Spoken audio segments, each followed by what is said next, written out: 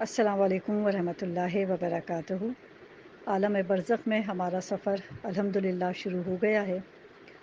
کل ہم نے اپنے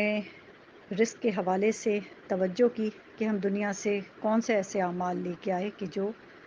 دنیا میں بھی ہمیں رزق میں ہمارے اضافہ کرتے ہیں بے پناہ، اور عالم برزخ میں بھی کام آئیں گے۔ اچھا، یہ بتانا یہاں پہ ضروری ہے کہ یہ سفر جو ہمارا الحمدللہ چل رہا ہے، یہ وادی السلام پہنچ کے کمپلیٹ ہو جائے گا انشاءاللہ۔ جتنا ہم کر سکیں گے اعمال کو اور واجبات کو، اور جو اس طرح کے معاملات کے جو عذاب کا باعث بنتے ہیں وہ بھی ہم اس میں کور کریں گے، تو وادی السلام پہنچ کے ہمارا سفر جو ہے وہ انشاءاللہ ختم ہو جائے گا۔ دیکھتے ہیں کتنے جو ہے لیکچرز میں ہم اس کو کور کر سکیں گے۔ وہی خدا کی توفیق، جتنی حاصل ہوگی اتنا ہی بات کر سکتے ہیں۔ اب ہمارا سفر ہے اور ہم بہت مطمئن چل رہے تھے کہ کھانے کا بھی ہمارے پاس، رزق کا بھی بندوبست ہم نے کیا ہوا ہے، اور سفر ہمارا چل رہا تھا تو ہم نے دیکھا کہ کچھ عجیب سا ایک راستہ ہے، اور بڑا تنگ سا راستہ ہے وہ، اور ایک کوئی چیک پوسٹ سی ہے کہ جہاں پہ سب کی ہی جو ہے پوچھ گچھ ہو رہی ہے۔ جب ہم دیکھتے ہیں کہ کیونکہ ہم ذرا پیچھے ہیں، لوگ ہم سے آگے ہیں، تو ہم نے دیکھنا شروع کیا کہ کس طرح کی یہاں پہ سوالات ہو رہے ہیں، کیا چیز معلوم کی جا رہی ہے، تاکہ ہم پریپیئر ہو جائیں کہ ہم دنیا سے وہ سامان بھی رکھ کے لائے ہیں جو یہاں پہ ان کو چاہیے یا معلومات لینی ہے، وہ پیپرز، وہ کاغذات ہمارے پاس ہیں جو یہاں پہ چیک کرانے ہیں۔ تو پتہ یہ چلا کہ ہم نے یہ جو اپنا کریڈٹ کارڈ یوز کیا تھا مستحب نماز کا، یہ تو الحمدللہ اپنی جگہ صحیح ہے۔ یہاں پہ جو معلومات ہو رہی ہے، یہاں پہ جو انہیں پیپرز دیکھنے ہیں، وہ یہ ہیں کہ اپنی واجب نماز جو ہم نے پڑھی وہ ہم نے کس سے سیکھی، اور اس سے بھی پہلے یہ سوال کہ نماز ادا کرنے کے مقام کے بارے میں، کہ کہاں پہ نماز پڑھی جائے، اور نماز کے لباس کے حوالے سے۔ تو ہم یہی دیکھ رہے تھے کہ کس طرح کے سوالات ہو رہے ہیں۔ تو وہاں کچھ خواتین سے سوالات تھے کہ وہ اپنی نماز پیش کر رہی تھیں تاکہ راستہ کلیئر ہو، آگے بڑھیں۔ انہوں نے اپنی نماز کو آگے کیا کہ بھائی میرے پاس تو الحمدللہ موجود ہیں، بہت نمازیں ہیں میرے پاس، میں اپنی قضا عمری بھی اتار کے دنیا سے آئی ہوں، واجب نماز کی بھی پابندی کرتی تھی الحمدللہ، میرے پاس تو مستحب نمازوں کی بھی بے انتہا جو ہے کیا کہیں گے، ایک سمجھے بورا بھرا ہوا ہے میرے پاس، تو آپ جتنی نمازیں چاہیں میں آپ کو دے سکتی ہوں، ہر طرح کی فائل پیپرز میرے پاس موجود ہیں۔ مگر وہاں پہ جو مسئلہ آیا وہ یہ تھا کہ سب سے پہلے یہ بتانا ہے کہ یہ نماز آپ نے کس سے سیکھی۔ تو کچھ نے یہ جواب دیے کہ ہم نے اپنے والدین سے سیکھی۔ انہوں نے کہا کہ ان کو کس نے سکھایا، آپ کو کیسے معلوم کہ آپ کے والدین بالکل پراپر نماز صحیح پڑھ رہے تھے۔ پھر کچھ پیچھے جو لوگ تھے انہوں نے کہا ہاں بالکل، ہمارے والدین کی نمازوں میں بھی ہم نے دیکھا کہ کچھ گڑبڑ تھی، خاص طور پہ خواتین کی نماز کے حوالے سے حجاب پراپر نہیں ہوتے تھے، ہاتھ کھلے ہوئے ہوتے تھے، آدھے آدھے دوپٹوں میں نماز ہو جاتی تھی۔ پھر اس سے پیچھے کسی نے اپنی نماز دی تو ان کا یہ مسئلہ پتہ چلا کہ نامحرم کبھی کمرے میں موجود ہیں، جیسے ہوتا ہے کبھی نماز پڑھنی پڑ جاتی ہے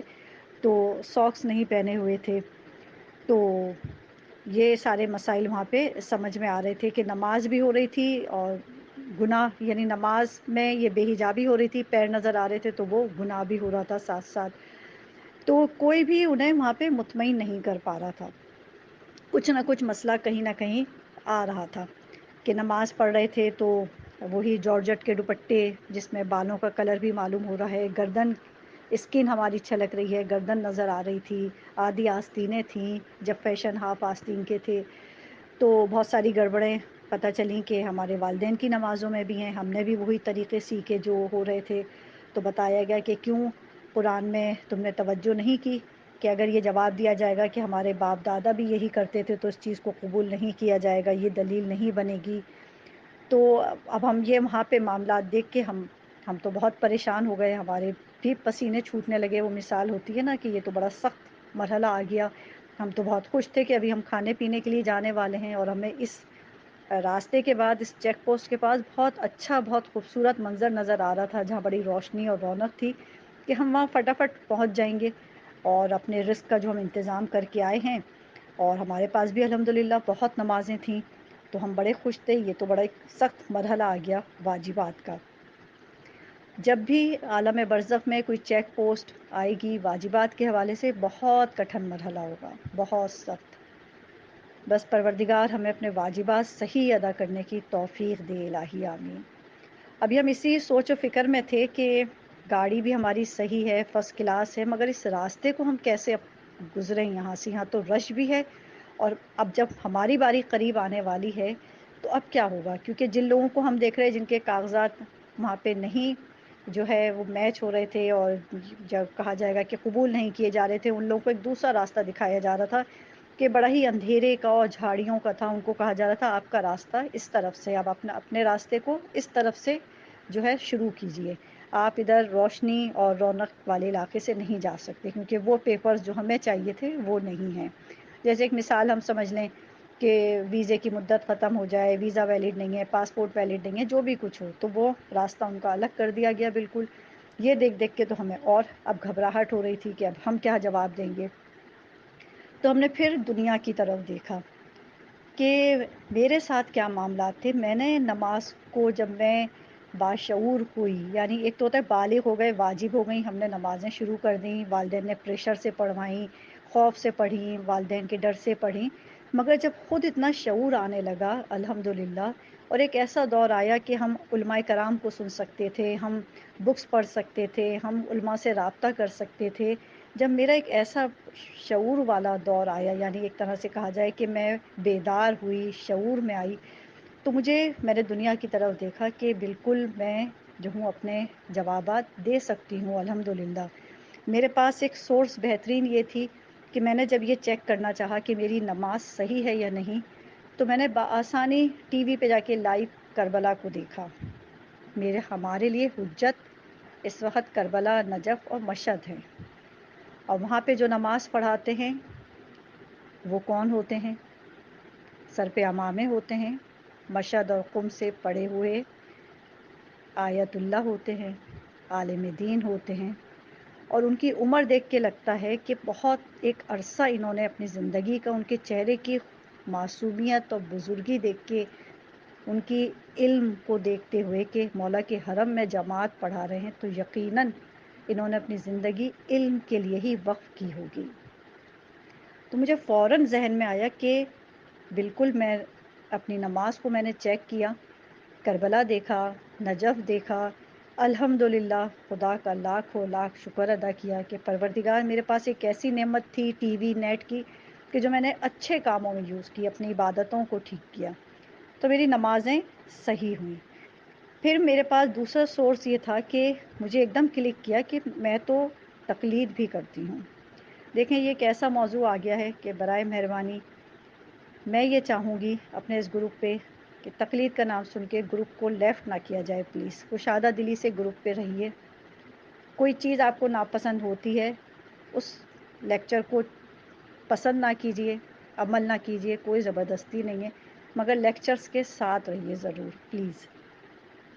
کیونکہ موضوعات وہی ہیں، حق بیان کیا جائے گا، چاہے اچھا لگے یا برا لگے، مگر فائدہ ہم سب کا ہے اس میں۔ جو چیز ناگوار اگر لگتی ہے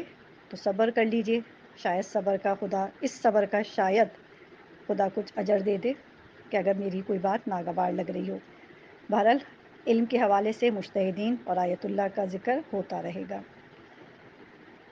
تو اب میرے ذہن میں یہ تھا کہ میری اس طرح سے نماز بھی صحیح تھی، اور میرے پاس گھر میں موجود تھی توضیح المسائل جن کی میں تقلید کرتی تھی۔ الحمدللہ میں نے وہاں سے بھی اپنی نماز کو چیک کیا، وہاں میں نے پورے چیپٹرز پڑھے، نماز کا لباس، پاکیزگی، طہارت کے مسائل، مقام کہ کس جگہ پہ نماز ہو سکتی ہے، غصبی جگہ نہ ہو، پاک جگہ ہو، کتنی اگر نجاست کہیں پہ ہے اور مجھے نماز پڑھنی ہے تو مجھے کتنا ایریا پاک لازمی چاہیے ہوتا ہے، کون سے مقام عورت کے لیے فضیلت رکھتے ہیں، کون سے مقام مرد کے لیے فضیلت رکھتے ہیں۔ الحمدللہ جیسے جیسے یہ چیزیں میں نے دنیا سے لینا شروع کی، اپنے بیگ میں رکھنا شروع کی کہ یہ فائل بھی آ گئی میرے پاس، توضیح المسائل کی میرے پاس فائل ہے، میرے پاس آیت اللہ کی نماز میرے پاس فائل ہے، کیونکہ آگے ہم دیکھ رہے تھے کہ معاملات ایسے تھے کہ جو مسجدوں میں نمازیں ہو رہی ہیں بالکل وہاں پہ بھی نمازیں پڑھائی جا رہی ہیں، مگر انہیں جواب ایسا چاہیے تھا کرسٹل کلیئر ہو اور پوائنٹ ٹو پوائنٹ ہو، کہ انہیں ایک ایسی پرسنالٹی کا آپ کو بتانا ہے کہ جو وہاں پہ قابل قبول ہو، وہاں پہ جو کرنسی چلے گی وہی دی جائے گی نا، ایک یہ بھی تو اصول ہوتا ہے نا، اپنی تو نہیں چلے گی وہاں پہ۔ اب آج کل ہم مسجدوں میں بھی دیکھتے ہیں کہ کیسے معاملات ہیں، کیسی امامت ہو رہی ہیں، کس طرح کی نمازیں ہو رہی ہیں، خدا ہم سب کو ہدایت دے، نیک توفیق دے۔ تو بہرحال جیسے ہی ہم نے یہ چیزیں اپنی فائل میں جمع کی کہ نہیں میرے پاس یہ جواب نہیں ہے کہ میرے والدین جیسی نماز پڑھتے تھے میں وہی پڑھتی تھی، کیونکہ مجھے خود نہیں معلوم کہ نماز صحیح تھی یا نہیں۔ میرے والدین بھی جب کبھی یہ سوال کرو تو وہ بھی یہی کہتے تھے کہ ہم نے اپنے والدین کو دیکھا، انہوں نے کہا ہم نے اپنے والدین، یا پھر کہیں بزرگ ہمارے کہتے ہیں کہ ہم تحفۃ العوام میں دیکھتے تھے، تو وہاں پہ بھی تحفۃ العوام میں دیکھ لیا جائے کہ سب آیت اللہ کے مجتہدین کے فتاوے اور نام ان کے لکھے ہوئے ہوتے ہیں، وہیں سے مسائل نماز اور روزے کے سمجھ میں آتے ہیں، اگر کوئی تحفۃ العوام سے دیکھتا بھی ہے تو سمجھ میں ہی آیا کہ میرے لیے بالکل پرفیکٹ میری فائل ریڈی ہو چکی ہے الحمدللہ۔ بس جیسے ہی میں نے اپنی فائل کمپلیٹ کی، اپنے بیگ کو سیٹ کیا، میری باری آ گئی، جیسے ہی وہاں پہ سوال ہوا کہ آپ کی واجب نماز آپ نے کس کے طریقے سے کس کو دیکھ کے سیکھی،